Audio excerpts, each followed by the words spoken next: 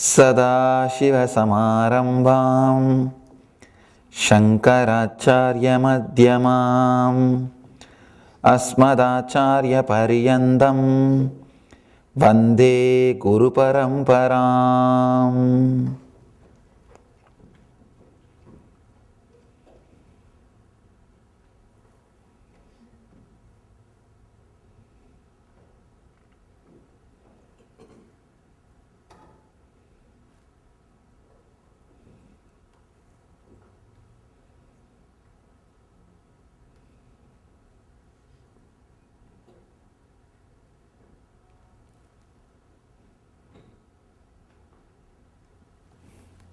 I welcome you all with my love and respects.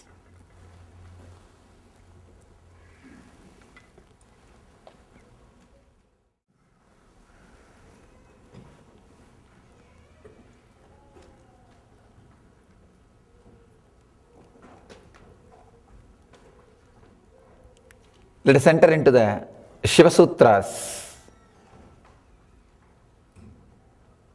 Today's topic is just fall in.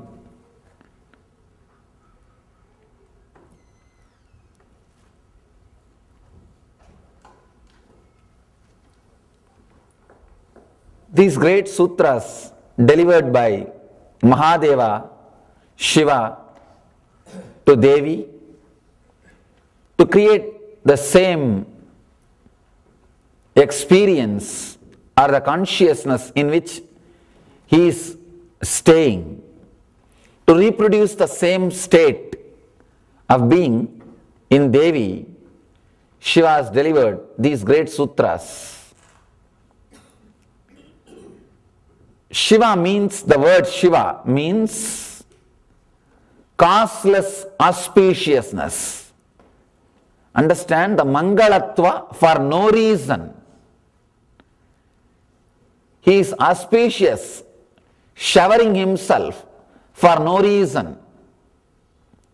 He is called Asudosha, means easily pleased. He is very innocent. To please him, you don't need too many big things. Just little water, just one bay leaf or one namaskar is more than enough. You don't need too many things to please him. For Vishnu Puja, you need so many things.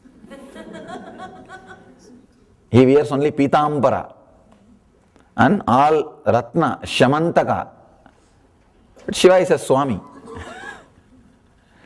Doesn't wear anything except Rudraksha. Very easy to please him. Asudosha. Too innocent. Doesn't need too many things to please. Causeless auspiciousness.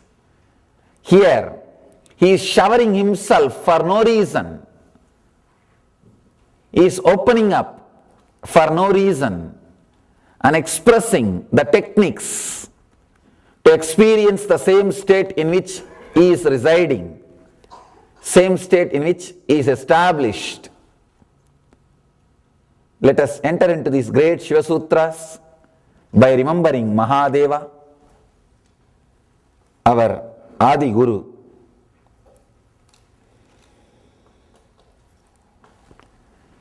Kararuddhadragastrena Brubedadvararodhanat Drushte bindau kramalline Danmadye paramastitihi. Kararuddhadragastrena Brubedadvararodhanat Drushte bindau kramalline Danmadye paramastitihi. I call this book as Book of Books. See, here Mahadeva is giving sutras, techniques to create enlightened beings. I can say this book only created all spiritual books on the planet Earth. Because this is the root cause to create enlightened beings. Enlightened beings create more and more spiritual literatures. This one sutra would have created at least few thousand enlightened beings. You will be surprised.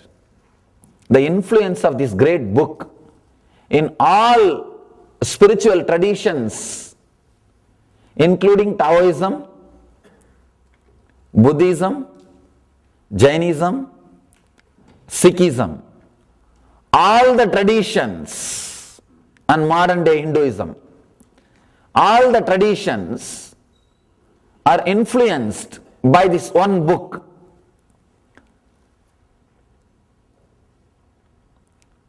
We have clear, solid records to prove that this book is at least 10,000 years old, because the inscriptions, stone inscriptions are available. These original sutras are inscribed in stone near Kashmir. Those inscriptions are at least 10,000 years old. This book has inspired and influenced all traditions which came out of the Vedic tradition. This technique is practiced still now in Taoism. Let us first understand the technique, then we will understand how it is practiced in Taoism and how it is practiced in traditional Tantra, the traditional philosophy for enlightenment. Let me give the translation. By closing the opening of the senses, by hands and by piercing the center between the eyebrows, when the bindu is perceived and there is a gradual merging, then the supreme state is found in the center.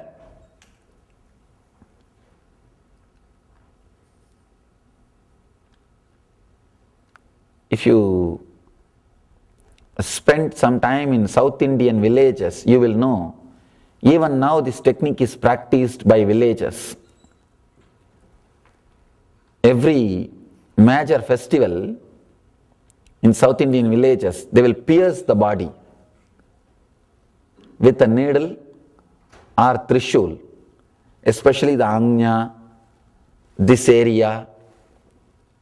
The body piercing, you will be shocked and you may even feel, you may be even surprised. How could these guys do this? How is it possible? And they will walk on the fire also. This is the technique. Here Shiva is giving beautiful technique for enlightenment. One more thing. This shows to what extent our people can go for enlightenment. They are ready even to pierce the body. They are ready even to sacrifice physical comforts. They are ready to take up pain, suffering. A small story. One person goes to Buddha and asks, Bhagavan, you know enlightenment is highest thing. Why don't you give it to everybody?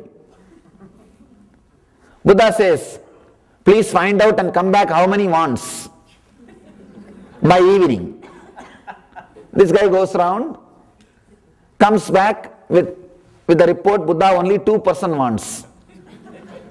Buddha said, oh, that is nice, bring them, I'll give. He said, no, they are not interested to come all the way here and all. If you send it by postal, it's okay. They are not that much interested to come and see and all. If it comes on its own, they have no problem. That is not the real quest.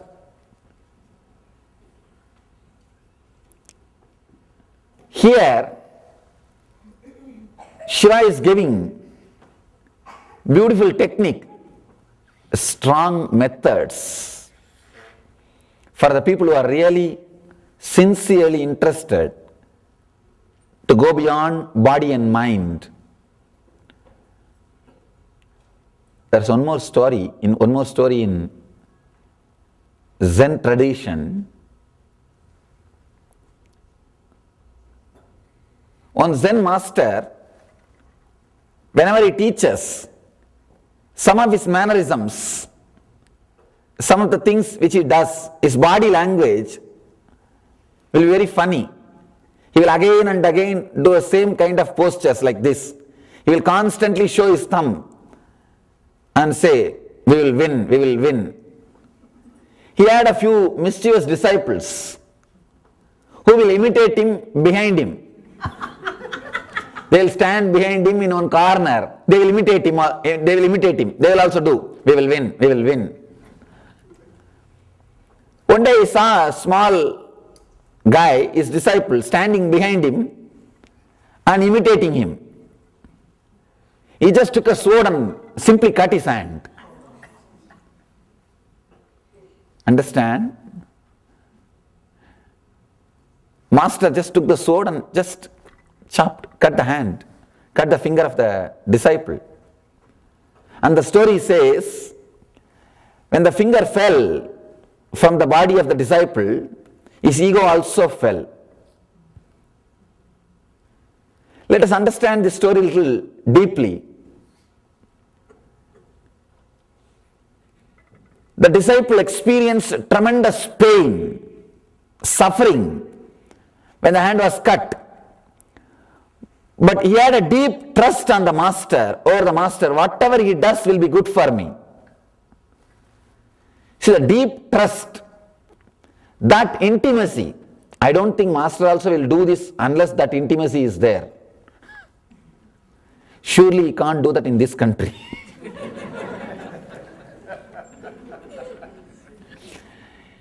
Of course, in the modern day he can't do in any country. Forget about this country, in any country he can't do. That depth of a relationship, the feeling connected, existed between the disciple and the master. Zen masters use all weird methods for enlightenment. They push disciple from third floor through window. They just threw him out of window. But they do it in right time. Understand? Right time and right person.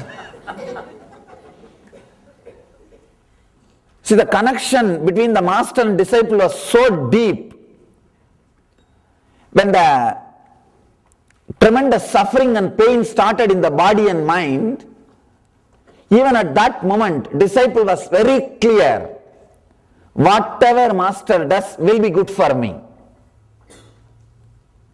That deep trust, simply that moment he became enlightened. Understand? If you can maintain that deep trust when you go through suffering or pain, a new door will open in your being. That is the essence of this sutra.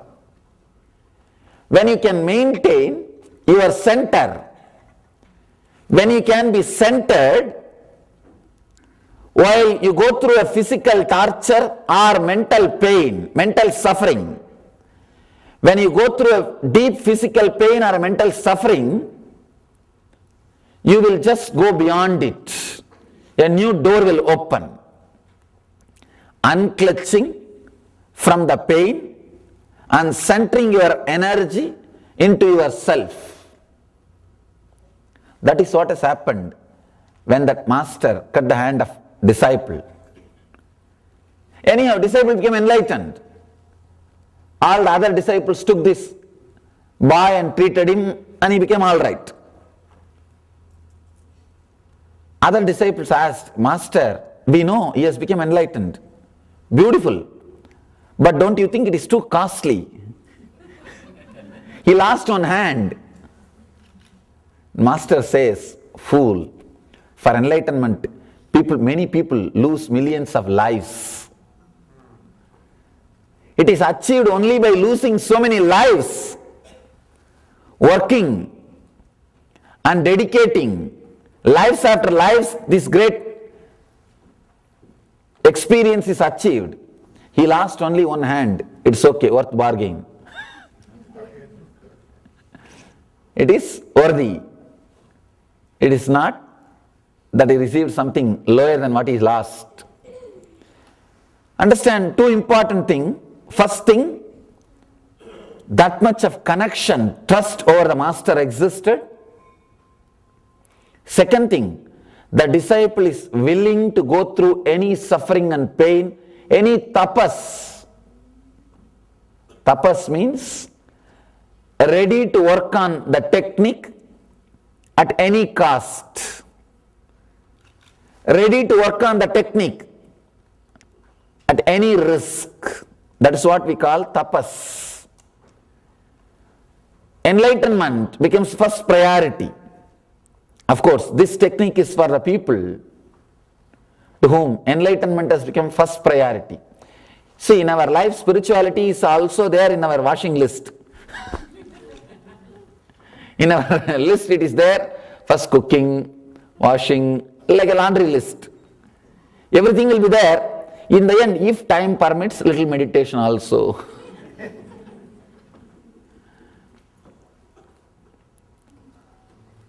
But if the priority becomes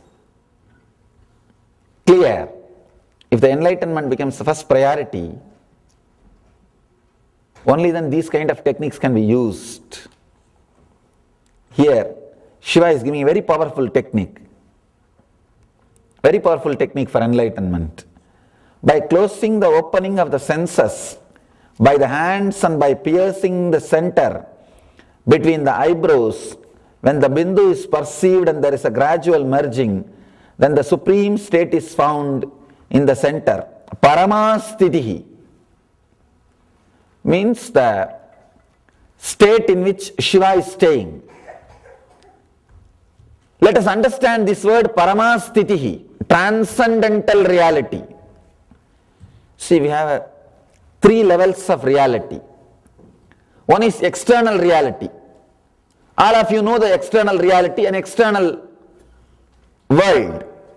Whatever you call as the law of the country, whatever you understand as the law of the society, the way in which you relate, live with the outer world, this is called external reality. You have to pay your bills, you have to do your job, you have to eat, you have to sleep, you have to carry on with your regular life. The external reality. All of you know about the external reality. Second thing, internal reality. Sometime when you grow deeply, when you become more aware, more conscious, you realize you are affected, disturbed more by the internal reality. Means the incident or the thing which is happening in the outer world is not directly connected to the experience which is going on in the inner world. Just by doing a small change, the same incident which is supposed to create pain in you may not create. Sometimes, if you just avoid the words which constantly says pain, pain, suffering, suffering, you will escape from the pain which you may go through if you don't use that method. For example, the incident, usually it may create suffering or pain in your inner world, inner space. If you are little intelligent and careful not to allow those words from the beginning, if you are that much aware or conscious, to stop the word before it surfaces to conscious layer, you can escape from the suffering. If you become a little aware, you will know how to play with your inner reality. Means you will be more balanced. The outer world things will not be able to affect you. With these few experiences, you will realize the inner reality, the inner world is much more powerful than the outer reality, than the external reality. Only at this point, you start saying, world is Maya, It is illusory. It is unreal. Don't think when Shankara says the world is unreal, it's not that it does not exist. It is there in front of us. If you go and hit your head on the wall, you will feel the pain. It doesn't mean that it's not there. Internal reality is much more stronger than external reality. That is what he means. When the internal reality is more stronger, when you are able to experience joy or peace or bliss just by altering your mental status, just by altering your mind, the internal reality becomes more stronger than the external reality. You experience the outer things are not creating such a deep impact on your being. You are more centered on your inner being. This is called internal reality. One is external reality, another one is internal reality. Means that the inner space becomes more real to you than the outer world. I have seen a great yogi. He will just sit in one place, and if he wants to call any animal, he will just create a particular kind of a sound. That animal will be there. And not only that, if he wants to break a stone, I have seen with my own eyes, he will just create a sound of hammer. If the hammer hits the stone, what kind of sound will be created? The same sound he will create with a special vibration, and I have seen with my eyes that stone will become two-piece. Just as if that stone has been hit by the hammer. I was shocked. How can this be? Not once or twice, many times I have seen. Same way, he will create a sound of the stone hitting a bird or something. If he wants to kill a bird, if he just creates that sound through the tongue with that vibration, I have seen the bird will fall dead. It will drop dead. Same way, if he wants to get some fruit or anything, he will just create a sound, and as if a stone has hit that fruit will fall from the tree. I asked him, how could this be possible? He told a beautiful truth. The whole world is just vibration. The whole thing is just vibration. If you know how to handle the light particles and sound particles, understand? The light particles and sound particles. Nada and Bindu. Nada is sound particle, Bindu is light particles. You can do anything. For him, the inner world is more real than the outer world. So anything comes out of his inner world directly affects the outer world. It creates an impact on the outer world. For him, world is unreal. Outer world is Maya, illusory, because he can do anything just with the inner world. There is a third kind of reality. So you understand? First is the outer world, the second is inner world. When your inner world is more real than the outer world, you will have siddhi, means powers. Third kind of reality is transcendental reality. In that level, you will have buddhi, intelligence. Even in the second level, there is no guarantee you will have buddhi. You may have siddhi, power, but we don't know you will have buddhi or not. Transcendental reality.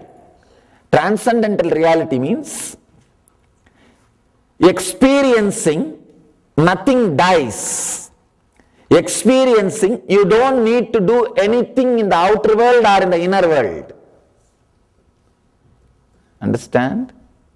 You don't need to do anything in the outer world or anything in the inner world, because both are equally nonsense. Both have no meaning, both have lost meaning for you. People who are established in the internal reality, in the inner world, for them only outer world will be unreal, Maya, but the inner world will be real. If you are established in transcendental reality, Paramastitihi, what here Mahadeva says, Paramastitihi, then inner world and the outer world, both are illusory for you. Both are unreal.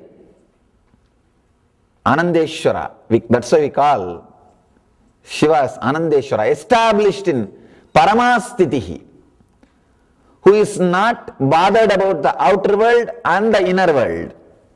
Sometimes when I tell people that this yogi broke the stone just by creating a sound, they tell me, they ask me, Swamiji, can you also do that?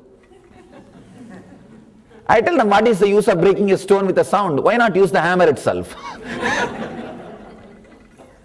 What is there? He did it, okay, that is true, no doubt. But what is the use? What is the use of killing a bird? Or what is the use of plucking a fruit? What is the use of breaking a stone? I don't see any use. I told you that example, that incident, just to tell you the possibility exists. There is a possibility. For some people, the internal reality is much more real than the external reality. Just to make you understand, I gave that example. But in Paramastiti, in transcendental reality, you are beyond external and internal. You realize the truth, nothing dies, nothing changes. Isha Vashyam Itam Sarvam. Whatever exists is energy, is indestructible. Understand an important truth. There is a part, inside the part, the space is there. Outside the part also there is a space, inside the part also there is a space. The space which is inside the part is called Katakasha.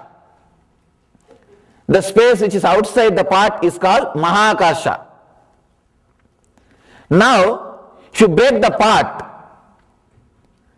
the space which is inside the part can't be destroyed. Part may be destroyed, but the space which is inside the part will not be destroyed. It will just disappear into the space which was outside the part. Chidakasha will disappear. The Katakasha will disappear into Mahakasha, that's all. Katakasha, the space which is caught inside the part, will disappear into the space which was outside the part. Over. Even the part can't be destroyed. It can only be in a different shape. It will exist in a different shape. You may change the shape, but you can't destroy. Katakasha disappearing into Mahakasha, you can't call that as a death. Same way, the consciousness which is caught inside your body, when the body is destroyed, relaxes into the consciousness which is outside your body. See, there is a space which is outside your skin, and there is a space which is caught inside your skin. When your boundary is destroyed, at some point, the space which is caught inside the body will simply relax into the space which is outside the body. Understanding this truth will liberate you from the fear of death. Paramastitihi, transcendental reality. There is nothing which can be destroyed in you. That's a beautiful incident in Socrates' life. when the poison was taken to him, he was asked, don't you feel the fear of death? Beautiful statement. He says, why should I be afraid? After death, only two things can happen. Either I will not exist, or I will exist in some form or some way in some place. That's all. Only these two can happen. Either I'll cease to exist, I will not be there, or I'll exist in some form, in some place, whether it is heaven or hell or wherever, whatever it may be. I'll exist in some form, in some way. If I cease to exist, if I don't exist, no problem. Then what is there to be afraid? I'm not going to suffer. I'm not going to even know anything. What is there? Forget about it. If I exist in some form, somewhere, then again, why should I be bothered? I'm going to exist. I'm not going to die. Understand this truth.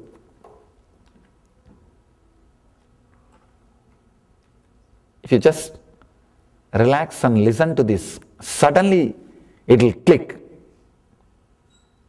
The satori will happen, the understanding will happen. When you sit in a complete relaxed way, suddenly you will see these words directly penetrates and creates that understanding. Many times, people who are tensed, they will listen the jokes, they will understand the meaning, they will understand the grammar, but they won't be able to laugh because the clicking won't happen. After 2 days, when they are taking bath in the bathroom, the click will happen. The tuck, and they will be laughing. Please do not wait till you go to the bathroom. Let the click happen now. If you are relaxed now, because these words can create that satori, that understanding, this moment. See, your kundalini can be raised in so many ways, by pranayama, breath control, by deep devotion, by techniques which creates high energy, but nothing can be compared to the awakening of the kundalini through the jnana, intelligence. That's the safest, straightforward, immediate method. See, through Raja Yoga, means breath control, you can awaken the kundalini. Through Dhyana Yoga, meditations, you can awaken the kundalini. Through Bhakti Yoga, deep devotion and surrender, you can awaken the kundalini. But nothing compared to the Jnana Yoga, through intelligence. Because for this, you don't need anything, you will not be dependent on anything. Just the understanding, something clicks and you are unclutched. That moment. All you need to do to awaken your kundalini means that understanding, intelligence through Jnana Yoga is to be relaxed. Not worrying too much about too many things. Don't even bother if you don't understand, it's okay. Especially in our Vedic tradition, we have lives after lives after lives. If you miss this life, it's okay. But if you sit with that relaxedness, if I miss this life, it's okay. You will not miss this moment. But if you are too much worried, I have to finish now. That very worrying, that very stress will stop the process. Understand these two words of Socrates. It's a great mantra. Only two things can happen. Either I'll cease to exist, I will not be there. Then what is there to be afraid of? Because you see, only if you exist, you will have suffering, pain, something. If you don't exist at all, there is nothing to worry. There is nothing to bother. Or I may exist in some form, in some way, somewhere. Then again there is nothing to worry. Because I am going to exist. I am going to be alive. When you can manage this existence, Socrates says beautifully, I managed to live my life, to run my life in this atmosphere. When I can manage this, can't I manage if I exist somewhere in some form? Just look your life back. If we have to look little back and see, either you may say it is 51% suffering and 49 joy. Surely you will give judgment for suffering or for joy. It can never be 50-50. No mind will say it is 50-50. Maybe to argue with me you will say 50-50. In the heart you won't believe that. If I ask, no, just 51-49, please judge, only you will go for some one thing. You may say the life was more joy or more pain. This is the only two possibilities. If you say life was more pain, then why are you afraid of death? You already had enough suffering. Then why don't you try something new?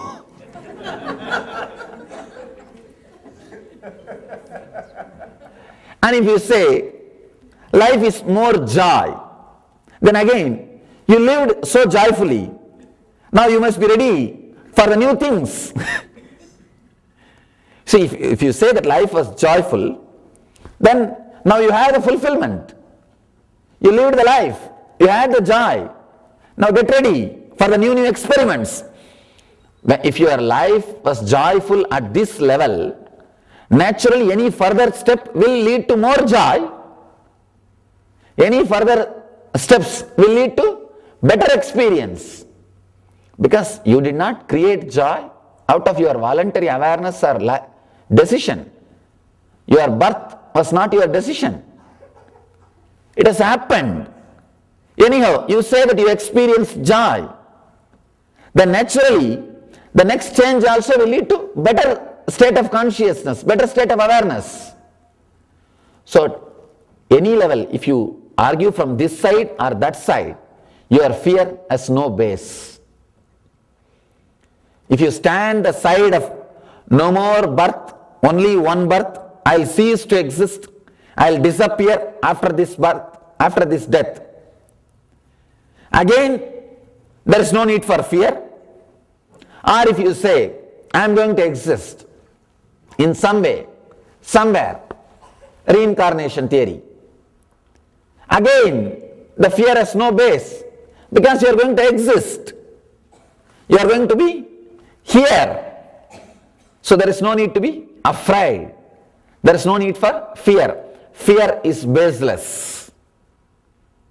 Understand, whether you stand this side or that side, fear is baseless. Understanding the space caught inside your skin will merge into the space which is outside your skin when your skin is destroyed, when your body is destroyed. Nothing is going to change. You are going to be alive. You are going to be. Even if your body or mind changes, even if that disappears, you won't disappear. This truth is what we call transcendental reality. A person who is established in transcendental reality constantly radiates joy and fearlessness. He radiates so much of bliss, so much of energy. We call that state as Paramastitihi. Shiva is talking here to Devi. giving the technique to achieve that paramastitihi, to achieve the supreme state.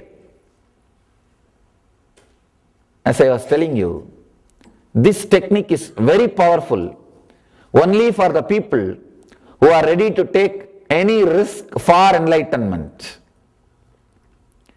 If you are really inspired, if you are really putting enlightenment in front of anything else, putting that as a top priority, only for them this technique. Of course, for all kinds of human beings, Shiva is giving techniques, but this is for the people who really need it, who really feel that question has become quest, the urge has become urgent. Whoever feels that, for them, this technique will help. By closing the opening of senses, by the hands and by piercing the center between the eyebrows, when the bindu is perceived and there is a gradual merging, then the supreme state is found in the center. One more thing,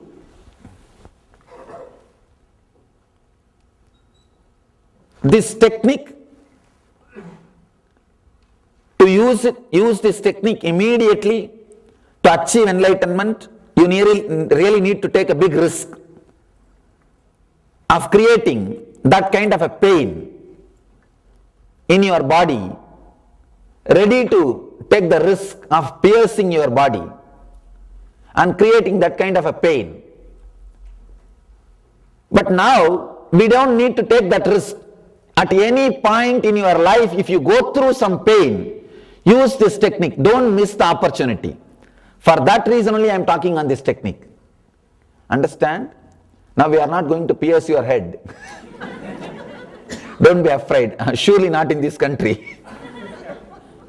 And before that, let me give you my personal experience on this technique. It may look little illogical. I may sound little illogical, but I apologize before telling itself. If I sound little illogical, please forgive me. But whatever I am going to tell is truth. I myself had the great fortune of staying with the Tibetan Buddhist monks, a small group of Buddhist monks, Tibetan Buddhist monks, who work on this technique. In Tibetan Buddhism and Taoism and South Indian villages, this technique is practiced widely. Even now, if you go to South Indian villages, during the month of April and May, all the South Indian villages will have the festival. At least you can see 2,000-3,000 people piercing their body, parts of the body. You can't logically relate. And here I am surprised when a small nail pierces, people go for so many tetanus, these, that, injections. There, full steel rod, at least half-inch size rods, they will pierce through the body. And not only the youngsters or the people who are healthy, I have seen 6-7-year-old kids or 80-90-year-old people piercing their body. Let me narrate my experience. I was with the Tibetan Buddhist monks. They do this in a very strange way. They just cover your body with a sort of a bell. A metal frame like a bell. They put that on you. There will be a small hole for the air, for breathing. And some 6-7 monks sit around that bell and rub that bell with a wooden stick. They don't beat, they just rub. That rubbing creates a strong vibration and you feel every part of your body is pierced by a needle. When they start, it looks very plush, it's a very pleasant experience because it's like a massaging. It feels like a massaging when they start. And slowly, it's something like a 12 hours process. 12 hours process. Between, they give you little food also. They'll remove that bell and give you little food, or they give the food through that hole. They have a small hole. They give you the food and little water to drink or whatever you need. And they just rub that bell. Understand? It's a very strange. In the beginning, it's a very strong vibration. They don't create sound, they create only vibration. Understand? If they create sound, you will become deaf. You will become deaf. So much of sound. How can you sit inside? They create vibration. It's a kind of a special metal. That bell is made of a special metal. They just rub that bell with that wooden stick and chant the mantras. And that vibration, slowly you feel that every pore is penetrated by a small needles. And after a few minutes, you feel just ecstatic. Then they program your body. It's like a rebooting the computer. Completely they remove all the programming which was done to your body earlier. See, from the young age, your mother teaches, at this moment you will feel hungry. At least thrice a day you should eat. If you go in the rain, you will catch cold. You are programmed for all nonsensical things. See, if you are programmed, you will catch cold if you go in the rain. You don't even have to go in the rain. If you just see the rain through the window, you will hutch. Now you will sneeze. You see, you are programmed. And one more important thing, your muscles carry the memories. Your muscles carry the memories. You can't think, remember anything without remembering your body first. Try, just close your eyes and try to remember something without remembering your form. You can't. This is the hard disk. Muscles are the place where your memories are stored. That is why whenever you suffer with some memory strongly, that part of the body will have pain. If you suffer with the memory or idea of responsibility, not able to take up the responsibility or fulfill, you will have shoulder pain. If you suffer by the repeated thoughts, repeated worries, you will have stomach problem. Some particular memories are connected to particular muscles of your body. They just reprogram the whole body. They sing, you are beyond hunger, you are beyond thirst, your energy is so much, you can directly take energy from the space, you will live for hundreds of years. I was surprised to see their graveyards.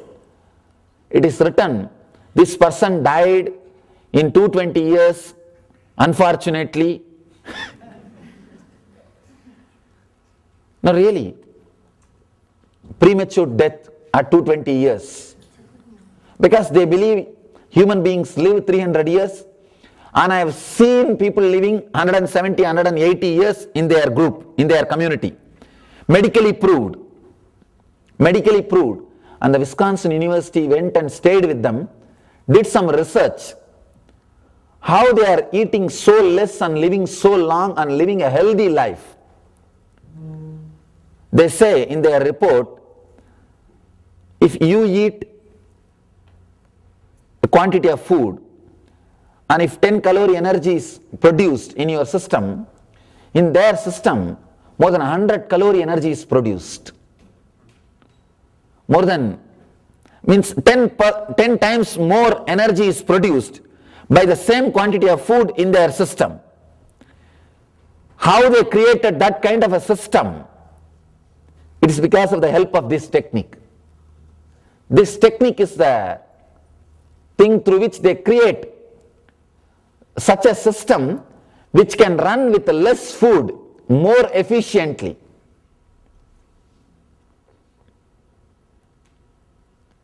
They program you. They constantly sing those words.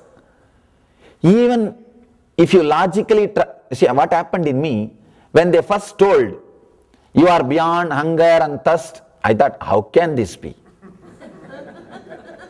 Unless I eat 3 times a day, I feel tired. But slowly my logic lost the strength. I became tired. My logic became tired. Because of the constant vibration, I am not able to argue with them. You see, mentally, I am not arguing verbally. Mentally, I am arguing. My unconscious is arguing with them when they are saying, you are beyond hunger, you are beyond thirst. Only first 10 times I was able to argue. Slowly my mind lost. How many times you will constantly tell, no, hey, no. How many times? You feel bored. And slowly logic said, all right, let them tell whatever they want, leave it. Logic lost the attitude of fighting. Logic lost the power to contradict.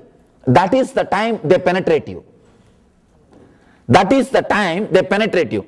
They took a small wooden piece and started hitting on my forehead with a hammer. The unconscious is not ready to believe what it was taught, what it believed all these years. Now it is ready to believe what they are saying. Understand? It's a very powerful, very strong method, sure methods towards enlightenment. Actually, we work on this technique with a fire.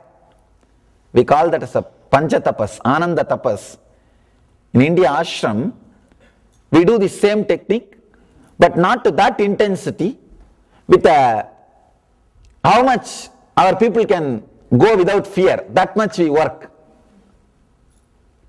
Just like I was made to sit inside the bell with the vibration, I help the people by making them sit inside the fire ring and helping them with the same way, making their logic very tired. First, tiring their logic, which is constantly believing what they are taught or the way in which they are conditioned.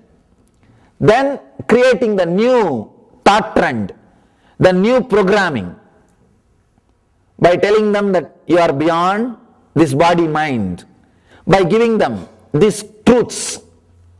Please do not think it is a hypnotizing process. No, it is de-hypnotizing. You are already hypnotized by the wrong thought, your body and mind. Meditation is not hypnotizing, it is de-hypnotizing. You are already hypnotized with the wrong thought, your body, your mind. By this truth, you will be de-hypnotized from the thought which you are already having. People think, no, this is like a hypnotism. No. There is a big difference between hypnotism and meditation. If you are hypnotized, you will not become more intelligent, more energetic, more blissful. If you are meditating, you will be more intelligent, more energetic, more blissful. With this 3 scale, you can understand whether you are hypnotized or meditating. Sometimes people, after going through our programs, they ask me, Swamiji, we are just full, overflowing. Is it like a kind of hypnotism? I tell them no. Measure with these 3 scales. Are you feeling more intelligent? Are you feeling more aware and conscious? Are you feeling more blissful? Then you are not hypnotized. They are only meditating. You went through the de-hypnotizing process. What they did to me and what we are doing through Panchatapas is de-hypnotizing, not hypnotizing. They make your logic completely tired. And how many times your logic will come out and fight? Your logic is not so strong as you think. I always tell people, your ignorance is not so strong to take enlightenment away from you. Even in ignorance or ego, you are not that big guy. That's the truth.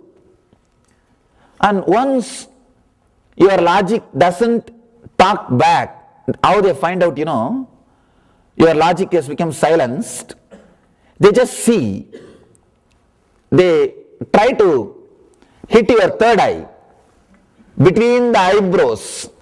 Drishte bindau kramalline. Between the eyebrows, that is the spot where your logic will be there whenever you are in a waking state. Whenever you are in a waking state, that is the spot where your logic will stay. They just hit it with a small piece of wood with a hammer. If that place is like a wax, means your logic has relaxed. If that place is like a strong bone, very strong, opposing, then they don't do the process. They just wait. Again they rub the bell. They don't do the process. They tell you, eat something, please sit inside the bell. Then again they will rub the bell. Understand?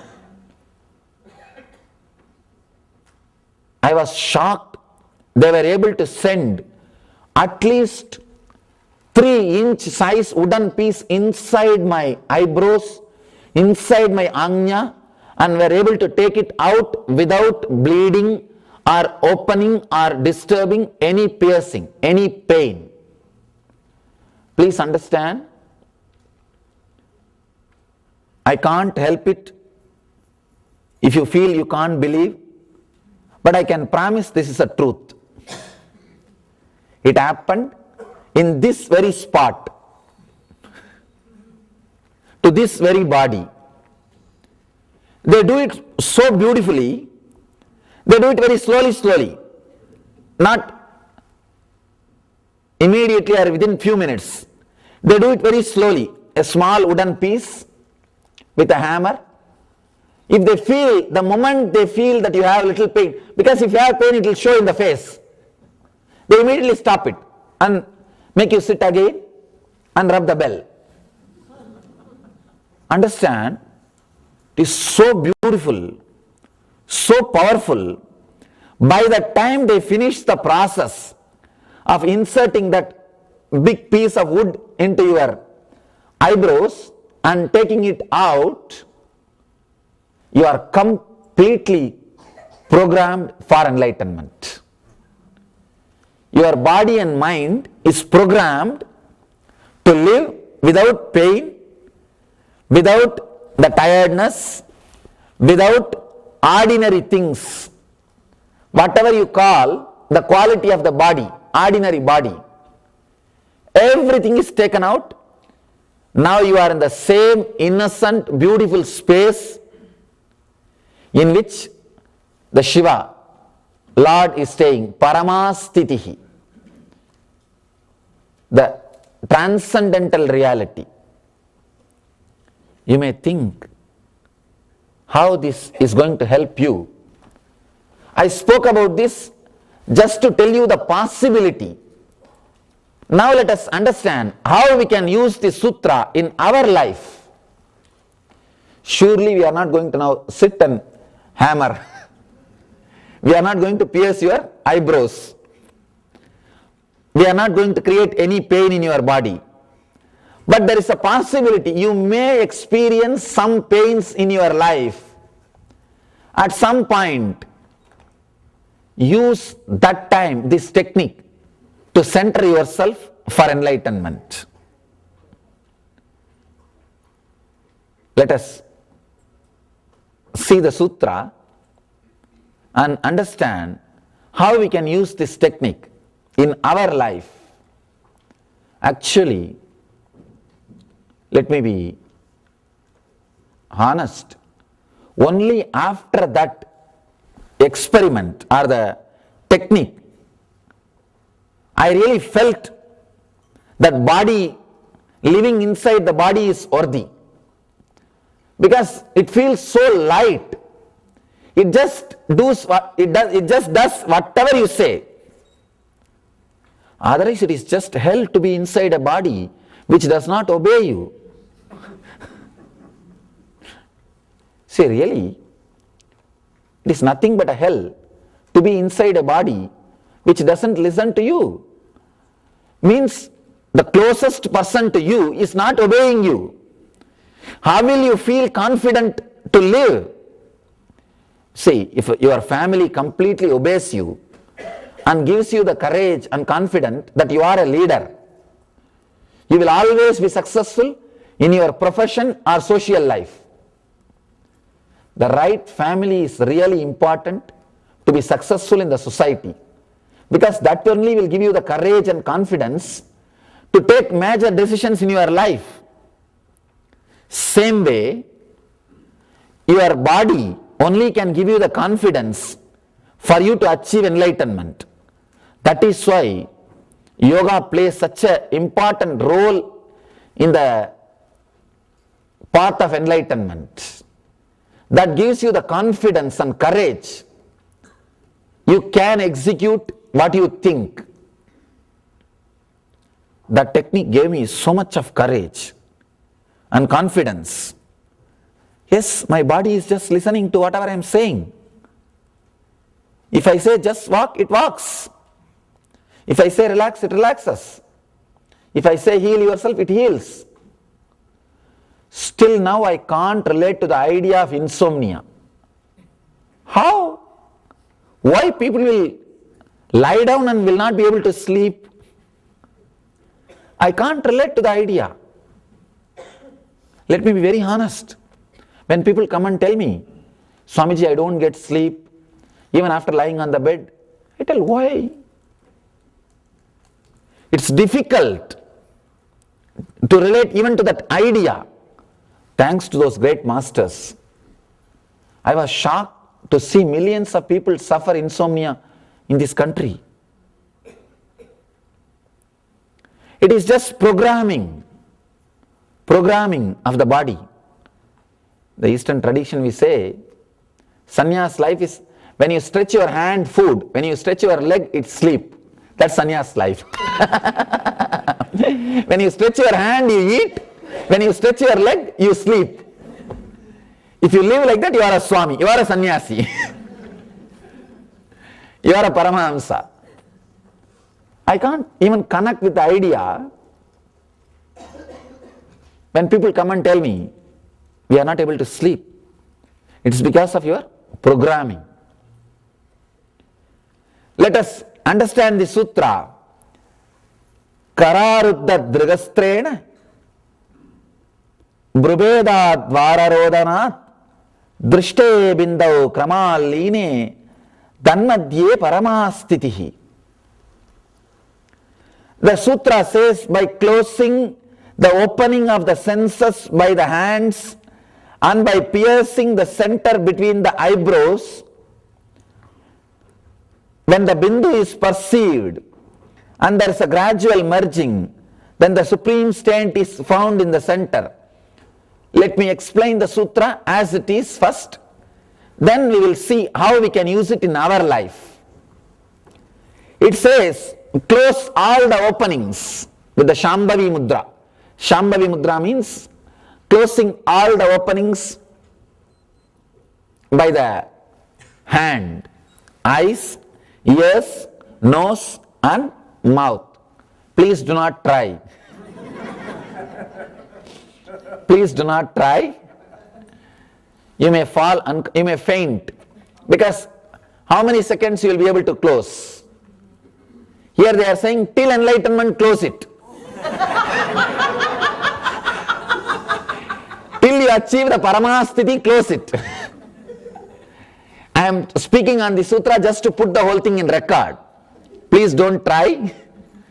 It has to be done with the direct guidance of an enlightened master, with a deep trust between you and the master, and with the high courage to take any risk. Whoever feels, what will happen? At the most I will die. It is better to die than to live without enlightenment. If you feel that much intense, then this technique is for you. Shiva is giving techniques for even sudden enlightenment. See, he is giving 112 techniques. He is giving the techniques like bullock cart also. Slowly you can get into it. Tatak, tatak, tatak, tatak, tatak, tatak. No much problem. You can relaxed way. You can come and reach when you want to reach.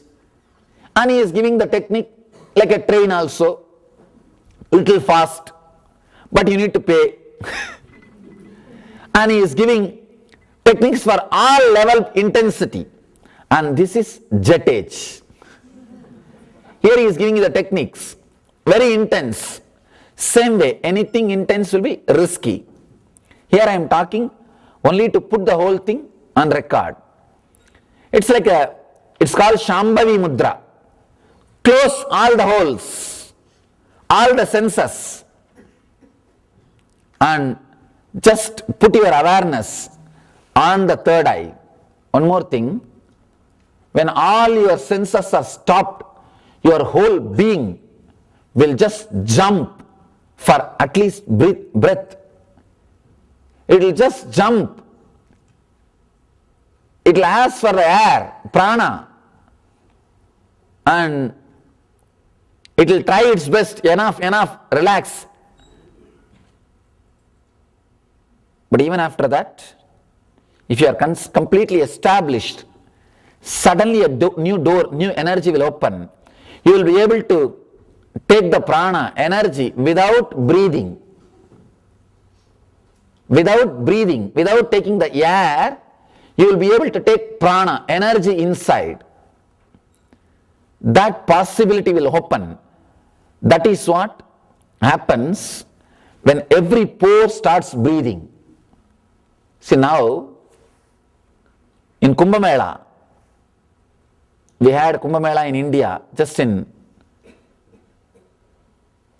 January and February. So many monks, they bury their head. Their body will be outside. Like this, they lie down for 11 days. They breathe, they inhale and exhale through every pore, using the whole body. That will happen to you when you don't use any of these openings. When that happens, you feel directly connected to energy and understanding that you can't be caught, you can't be imprisoned inside your body. See, when you start inhaling and exhaling using the whole body, when the inner space relates with the outer space without using these 5 doors, it feels total freedom. You are not bound by these 5 senses for any information or energy intake. Understand?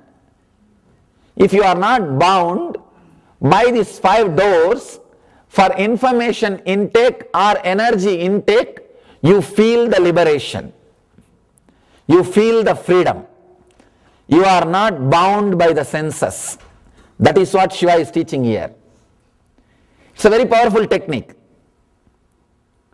Let us understand how we can use it. The principle of this technique in our day-to-day life. The principle is, when you are in an intense pain, suffering, or in need of something, if you are centered without being taken away by it, a new space will open in your inner being. You will experience the transcendental reality which is beyond the external and internal reality. Whenever you have some pain or some suffering, pain means which comes from external reality to internal world, internal reality. Suffering means which comes from internal reality to external reality. Pain and suffering. Whenever you experience, pain is more physical, suffering is more emotional. When you go through, just sit and decide that you are not going to allow any process of the pain or suffering to happen in you. You are going to completely stop, arrest all the movement. Visualize you are a stone statue. Just visualize you have become a stone or you are frozen. Please do not try to close the senses. Just visualize that you became a stone, that you are no more a body or a mechanism which can function. Just visualize you become a stone. Automatically the movement will stop. Just be completely centered on one idea. You are stone now. You are completely frozen. Do not be taken away by the pain or the suffering. Suddenly you will see the new space which is called transcendental reality, Paramashithiti, will start happening. You will feel that you are witnessing the pain and suffering. You are just witnessing the pain and the suffering. This technique is very powerful technique. Try it whenever you feel some pain, some suffering. Don't bother, you don't have to wait too long. We have enough. Even if you don't have any emotional suffering, just pick up the cell phone and call 2-3 numbers. They will give you. Call any number. And you have enough intimate enemies. And just call any number. They will give you. And then just sit. Use every possibility, every door to open the Paramashithiti, to achieve the transcendental reality. You may say, no, when I am suffering or pain, experiencing pain, I can't center myself. Maybe first few times you will fail. Only first few times you will fail.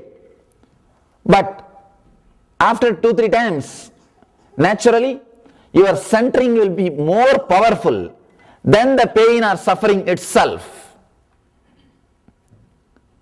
Understand? Unless you try few times, you can't directly create that center on which you can stand strongly. You can stand steadily. You can stand established, rooted. You need to create that center in you. Whenever you are caught by pain or suffering, try. Decide, 20 more times I will try, nothing else. Just 20 times you try, nothing else. In the 20 times itself you will see, you find your roots. You are getting established. Just if you try, decide, once if you become failure, decide, now once I have become failure. Count number 1. Second time if you become failure, Number 2, within 20 times you will see such a big transformation. And you don't need more than 10 days to experience pain or suffering 20 times. 20 times. 10 days is too much. 10 days is too much. Try this technique. See here, technique is given to create suffering and go through. But in our case, we don't have to create because constantly it is coming in our life. Let us work whenever it comes in our life. You don't have to create. When it comes, use that chance. Don't miss when you get pain or suffering next time. Now I think you'll all be waiting. Don't miss it. When it comes, next time, you will see you are centered. Kararudda dragastrena brubedat dvararodanat drishte bindau kramaline tanmadye paramastitihi. Maybe now whoever is having some pain or suffering can do this meditation for a few minutes. If you don't have anything, then just relax and sit. If you have, let us work. We will take next 10 minutes to do this meditation. Let us try. If you don't have anything, just sit. You can sit with the closed eyes. Why I am asking you to do this technique? So that you will know exactly how to do it, how to go about. When you face the pain or suffering, you will be able to do it. You are equipped with all the weapons to face the life. It will take next 7 to 10 minutes. If you feel you can't sit for next 7 to 10 minutes or you don't want to meditate, you are free to leave the hall. It is your choice. If you decide to do the meditation, please close your eyes and sit in a relaxed way. If you have a kerchief or a cloth, you can tie your eyes like an eye band so that you will not feel tempted to look in between.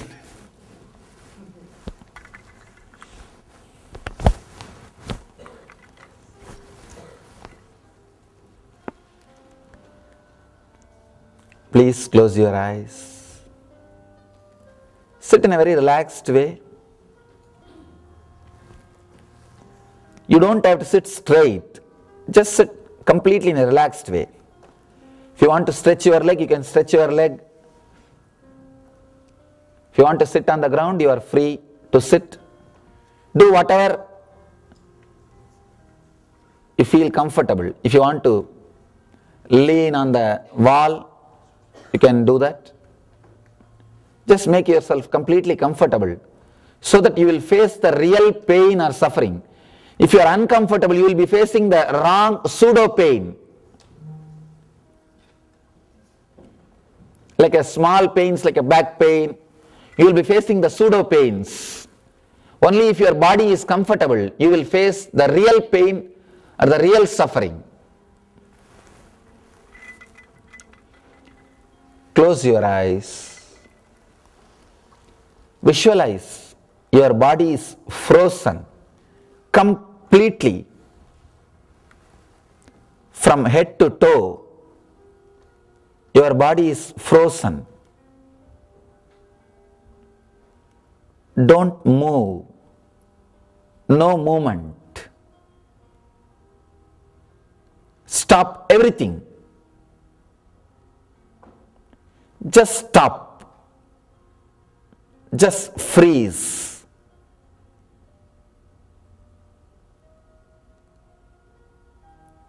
Just be a stone. No movement in the eyes, no movement in the hands, no movement in the leg, no movement even for breathing. Just stop. Just freeze.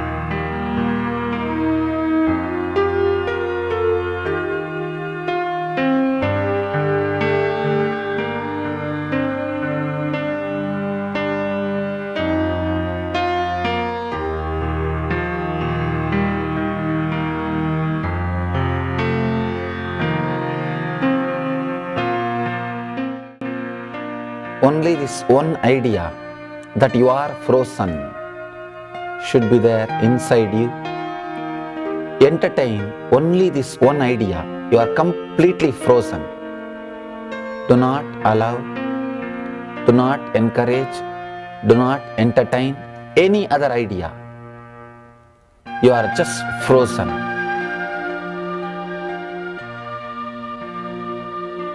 Just stop. No moments.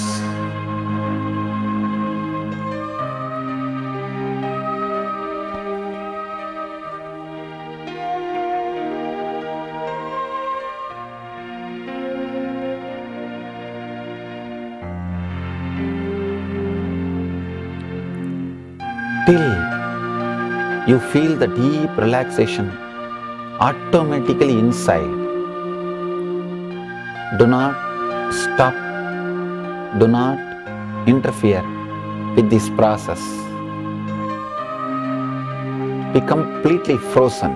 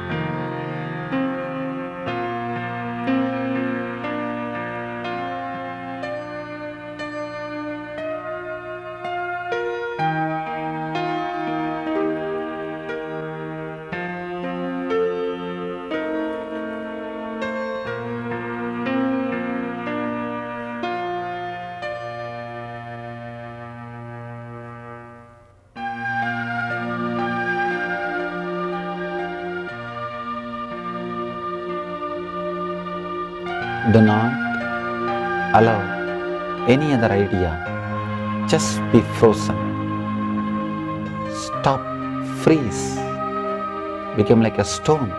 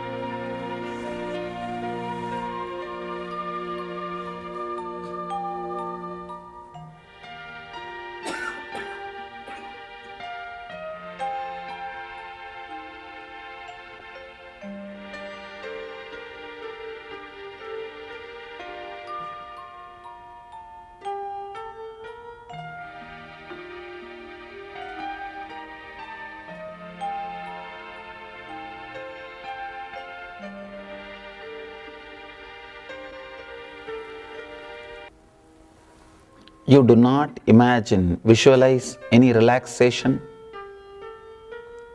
Relaxation or witnessing consciousness should happen by itself. You put your effort only to stop and freeze you.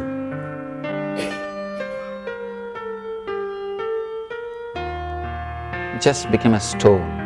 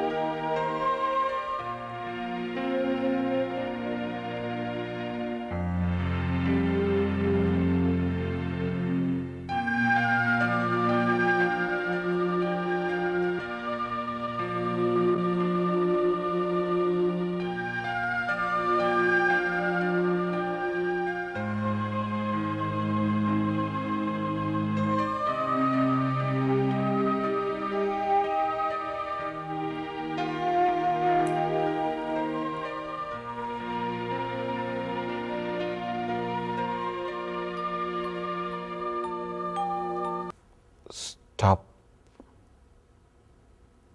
Just be frozen.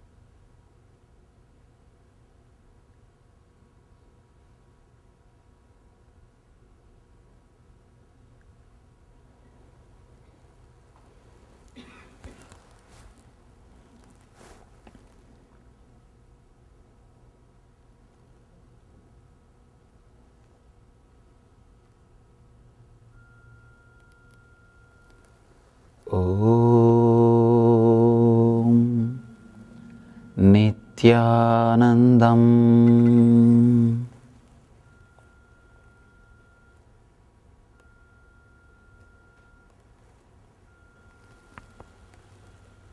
Relax. You can open your eyes. Try this technique whenever you feel the pain or suffering. You are not supposed to visualize any relaxation or witnessing consciousness. It will happen. Till then, just be completely frozen. You will see that you establish yourself in the Paramasthitihi, the supreme state of Shiva consciousness. See, even these postures of Shiva, all of them are used for this kind of different techniques. These postures are used to freeze the body. They will just stand in that posture and freeze the body, so that no movement in the inner world. Each of the Shiva's dancing postures describes one Shiva Sutra, one meditation technique. He dances in a different ways. There are different description of dancing posture, and each posture is connected to one meditation technique. He is expressing in the body language. This sutra is expressed in the body language of Shiva. Is this? Each one dancing postures of Shiva. Now we will have energy darshan and initiation. If any of you are interested in getting initiated, means, you see, let me explain the initiation. Initiation is the process beyond your intellectual understanding. The transmission of lamp happens. Now you understood something intellectually. There is something which is not understood, which can't be transmitted through the words. That is transmitted. That's what we call initiation. Sometimes I tell people that unless you are initiated, the techniques do not create the result. The reason is you do not grasp completely whatever is expressed through words. Initiation is like it just transmits whatever need to be transmitted beyond logic and beyond words. People ask me why to wear this bracelet or this mala and all those things. These all will remind you. Why bracelet in the hand? It will remind you, before eating, did you meditate? It's a constant reminder. Before eating, let you be reminded, did you do the meditation? That is why this bracelet. That is why this mala. That is why this external things. Sometimes this external things does a big job of reminding you constantly. That is why take the help of external things also, nothing wrong. People ask me, why we can just be spiritual without having external things? If you can, really you are welcome. But I don't think anybody who speaks in that way is successful.